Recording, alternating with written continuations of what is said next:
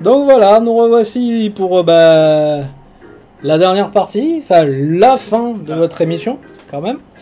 Avec un petit sujet, toujours en compagnie de notre ami Tobias, que je remercie d'être là. Merci. Pour passer un bon moment ensemble et discuter surtout, ça, le dernier sujet qui nous tient aussi un petit peu à cœur, parce qu'il fallait qu'on en parle. Les adaptations.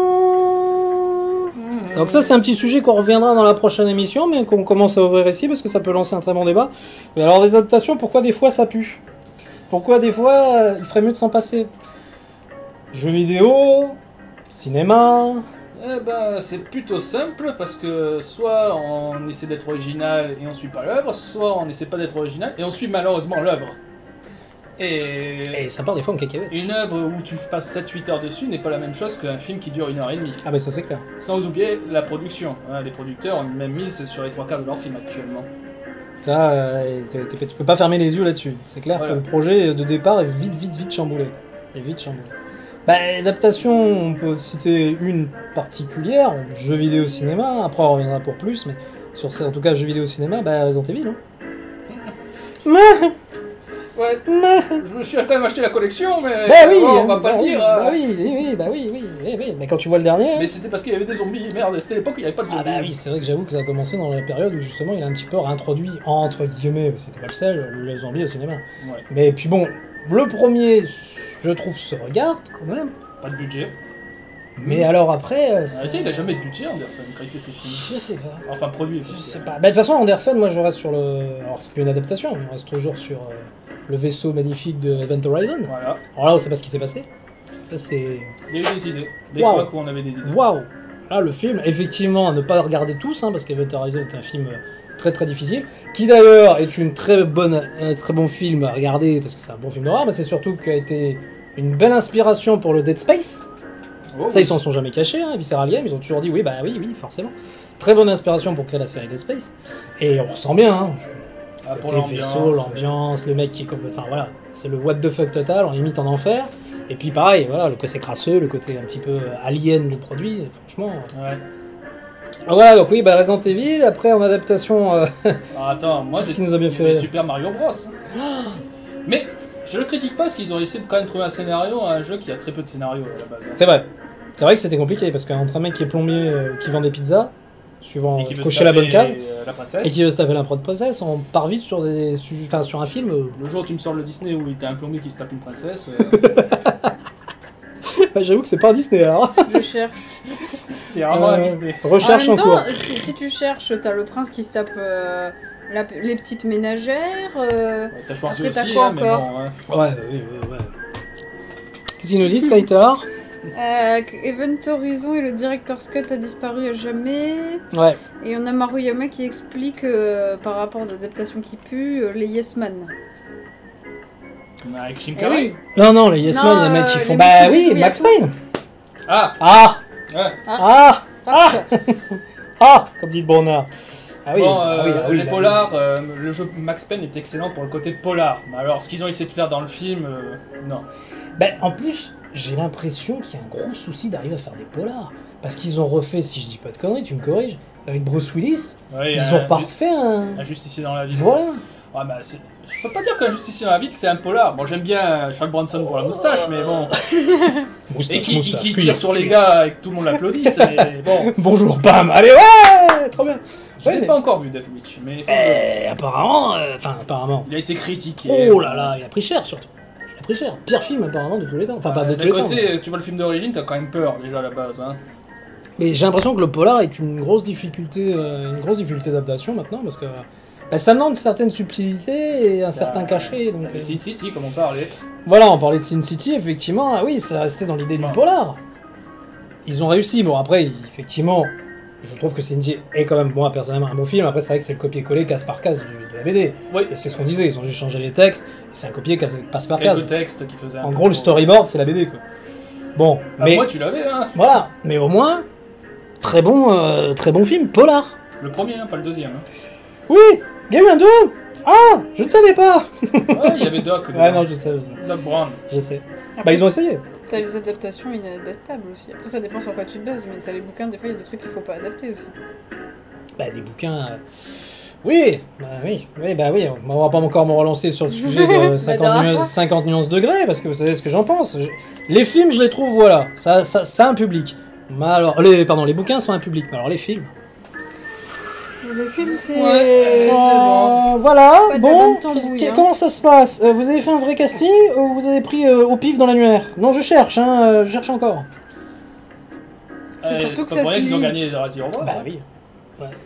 Encore, ça, je comprends que ça puisse se lire, parce que moi je les ai lus, et bon, bah ça se lit. Mais alors après, l'adapter, ou alors fallait le faire de façon sulfureuse, pas de façon... l'ami d'Idette qui va se promener dans la prairie, qui rencontre son prince charmant, et puis... Moi, c'est ce que je dis à chaque fois. C'est Je veux niais. dire, en termes d'adaptation sulfureuse, moi, le maître étalon restera Van Roven et son Basic Instinct. Ah oui, ça, c'est sûr. Adaptation sulfureuse, en veux-tu, en voilà. Tu fais un film sulfureux, là, pour le coup. Et c'est pas Twilight, quoi. Enfin, c'est l'équivalent de Twilight, là, ce qu'ils ont fait, quoi. Je pense que t'as résumé, hein, film pour ado. Moi, ça me fait penser, voilà, c'est... Bon, après, je crois que c'est pas un dérivé, 50 nuances d'une connerie, de Twilight.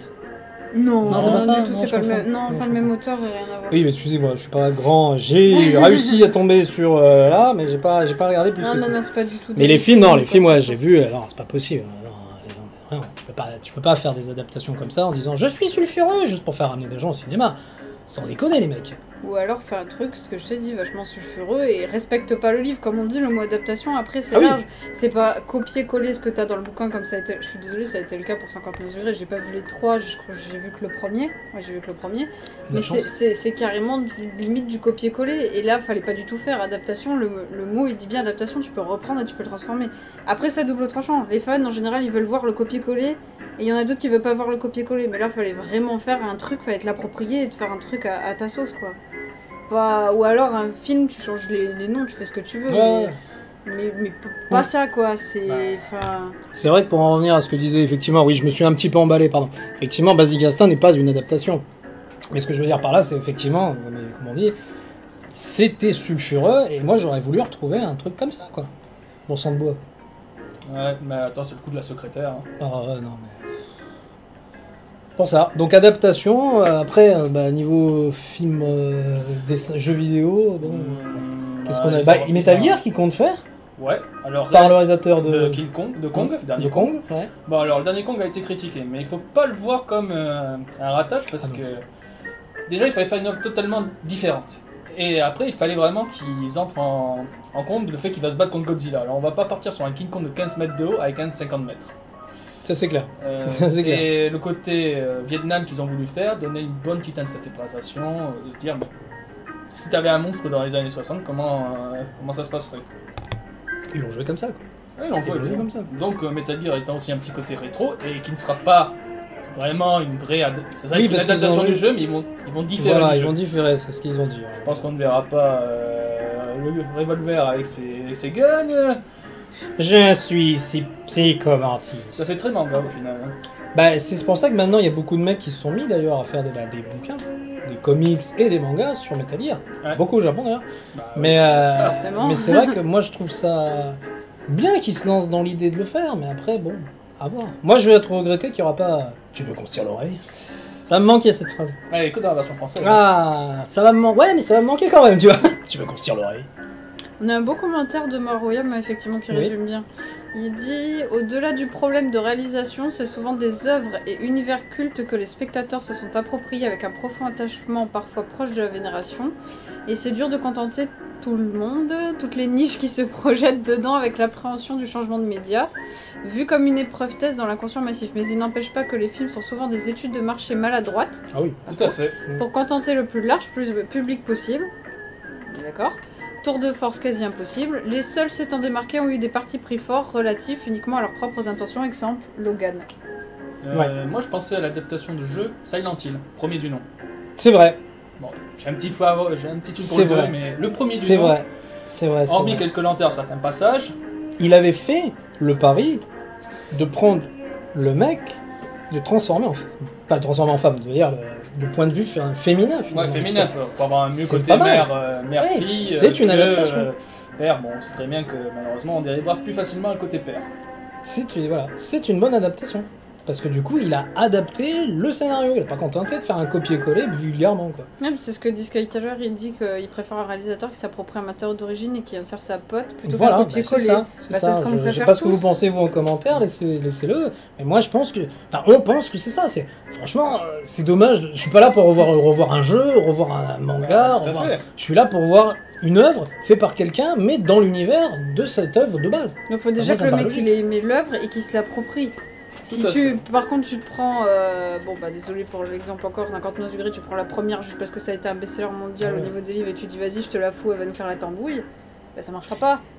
Si, ça a marché malheureusement. Ouais, mais ça c'est juste, surtout pour le premier parce que tout le monde s'est dit ouais, qu'est-ce que c'est, il y a du cul, machin, et pour ceux qui avaient lu le bouquin. Ça, en fait, après pour les 2 et le 3, ils les ont fait, je sais même pas comment ça a marché ou si ça a marché quoi. Parce que... Ça a marché encore, c'est toujours Raise Your Word, c'est une certitude. Ça c'est clair. Mais ça a marché parce que c'est comme ça, c'est un peu le Emmanuel de notre époque. Que je n'ai jamais regardé, mais... Pour Emmanuel, écoute, reviens-nous. Emmanuel, comme un soleil. Moi, j'avais cherché la version cannibale. Oh oui, c'est vrai qu'il avait fait... Je sais pas trop ce que ça devait donner, mais ça devait être marrant. Ça devait bien. Mais d'ailleurs, en fait, je suis en train de repenser parce que tu me parles de Silent meilleure adaptation de Dragon Ball. Non, plus jamais ça. Évolution, oui. J'ai juste acheté le Blu-ray, non, je vous jure. Ouais, je disais. 5 € merde. Tu parlais de Silent Hill, regarde Gantz, il avait déjà pas son premier truc puisqu'il est Cry Freeman. Qu'il avait adapté, qui était quand même excellent. Bonne adaptation parce que il se met peut-être à poil facilement dans le film, alors dans le manga il se met tout le temps à poil. Tu remets vite. Toujours en slip. Ah bah c'est bien. Et même à un moment t'as Yakuza les seins nus pour l'attaquer. T'es là mais t'as un flingue, je vois pas l'intérêt, mais vas-y. C'est beau, c'est romanesque, c'est le choc des chairs. Mais c'était une bonne adaptation, il avait fait un bon bonne adaptation. C'est pour ça, c'est pas mon premier coup d'excès quand même, c'est vrai que... Mais ouais, non, Dragon Ball, non, s'il vous plaît. Non. Oublions. Ouais. Non, pas du tout. Oublions. Oublions que quand on a de l'argent, on sait aussi pas faire des films. Mais c'est vrai que pour revenir à ce que disait notre ami, c'est le problème de la boîte, quoi. C'est-à-dire, en fait, ils font des films comme s'ils faisaient des boîtes en carton avec, tiens, voilà, il y a un kit complet, ouvre-le, ils se le repassent de main en main, ils font des films comme ça. C'est la Woodbox, hein. Wouh. La Woodbox Woodbox Films, toi aussi. Comment ta Woodbox Film fait ton film? Tu vas voir ce que tu as dedans. Un film en kit, tu sais. Putain. Voilà, donc les adaptations. Donc prochaine adaptation, jetez un œil, donc Nicky Larson. Je pense qu'on va faire plus dans le côté dérivé français. C'est ce qui parle, ouais. C'est ce qui parle, il va reprendre vraiment le côté ABN. Je vois pas l'intérêt d'en faire un côté trop sérieux, parce que Nick Larson, nous on s'en souvient pour le côté où il était tellement demeuré le personnage, et les doublages. Ouais. Quoique Ken le survivant, ça aurait été marrant avec des doublages comme ça. Il est TikTok-toqué. Voilà, couteau de cuisine, couteau à pain. Couteau de cuisine, couteau de pas manger. Mais oui, effectivement. Mais ce qui est surtout, moi je me rappelle d'une adaptation de Nicky Larson déjà faite. Corrige-moi si je me trompe. T'en as 2 ou 3. T'as une officielle. Ouais. T'as une non officielle qui s'appelait Mr. Mumble, qui était une très. En fait, qui est bien meilleure que l'officielle. Ouais. Nicky Larson avec Jackie Chan. Voilà. Pour l'officielle. Ça, je m'en souviens. Je crois que c'est le seul que je me souviens. Moi, je me souviens de ça avec Jackie Chan, qui était burlesque. Bah, c'est Jackie Chan. Légèrement grotesque, mais elle était cool. Elle était cool. Bah, c'est pour ça qu'il se sert même pas parce que son flingue. Voilà. Jackie Chan, c'est les cascades. On a beau dire ce qu'on veut, elle était cool. Donc bon, à voir sur la prochaine. À suivre. Donc le Metal Gear qui va normalement, je pense, l'année prochaine ou dans 2 ans, je sais pas. Je sais même pas où ils en sont. Il faut vraiment racheter le matos, bien créer des trucs, 2 ans quand même. Ouais, Metal Gear, ça se fait pas en une année, hein, normalement. Le Uncharted. Ah oui. Qu'ils vont faire. Je l'avais oublié celui-là. Lui aussi. Pourquoi pas. Et je crois que c'est à peu près tout en termes d'actes. Mettez en commentaire si vous savez s'il y en a d'autres ou... On parle d'animé ou de jeux un peu de tout, jeux vidéo, animé, machin, mais... Donc toi t'as parlé du live de... D'Evangélion ? Ouais. Mais lui il sortira pas de sitôt pour l'instant. Ouais. Ah, bah, ils vont d'abord finir les films d'animation et... Déjà, je m'inquiéterais vraiment pour l'adaptation américaine parce que... Ouais. Ils vont laisser tomber tout le côté psychologique pour juste le côté bourrin, alors qu'Evangélion c'est le mélange de tout qui est super dans la série. C'est ça. Et puis d'autres, comment il s'appelle Battle, je vais éviter de la sorte. Battle Angel Alita. Voilà. Ah, donc ça. J'oublie toujours Alita. Ah la pauvre. C'est peut-être le côté espagnol. Alita. Donc voilà. Des petites réactions sur les petits loulous. Plus ou moins. J'ai la VHS. Le projet Evangélion. J'ai la VHS, incroyable. Ah, bah oui, c'est vrai qu'elles existaient les cassettes vidéo. J'avoue. Le projet Evangélion live en dormant depuis un bail, il me semble. Oui, bah ça c'est clair. Ça, nos problèmes. Ouais, j'avais aussi les images, moi, du storyboard qu'ils avaient prévu. Bon, au final, je préfère le film d'animation qu'ils ont fait. Tu m'étonnes. Bon, on se termine ce petit... J'avoue que le Uncharted m'inspire confiance. Naughty Dog est un studio très sérieux, très pointilleux sur la narration. À voir s'ils auront leur mot à dire. Oui, bah c'est ce qu'on disait tout à l'heure. Le problème, c'est que... Producteur, je suis un producteur. Ah, donc du coup, ouais, je suis producteur, je fais le pognon, tu mets ce que je te dis. c'est plutôt rare d'ailleurs, ils ont un œil parce qu'ils donnent juste le fait de l'aval en disant ouais c'est cool, c'est bien. Voilà. Parce que il va pas me dire que Resident Evil. Je veux bien qu'ils ont dit oui, mais au bout d'un moment ils se sont dit oula, tu pars pas un peu loin, Coco là. Ah ouais, ça fait du fric, on garde. Bah, oui, le seul côté avec Anderson, c'est qu'il prend que très peu de budget, il n'a que 40 millions pour chaque film. Donc je trouve que pour 40 millions, il se démerde bien. Oui. Après, les films sont pas exceptionnels. Oui, mais bon, il y avait tellement plus sympa à faire. Il y a toujours mieux à faire. Mais c'était à suivre. C'était à suivre. Ils hésitent aussi à faire un reboot. À vous de voir, à vous de regarder. De toute façon, faites-vous vos idées. Bon, bah écoutez, on se termine avec une dernière musique. Et puis après, donc cette musique, Guns N' Roses versus The Killer, Sweet Child of Mine versus Mrs. Brightside de DJ From Mars. Allez, je veux vous voir danser. C'est l'été. Faites la fête chez vous. À tout à l'heure. Trop chaud.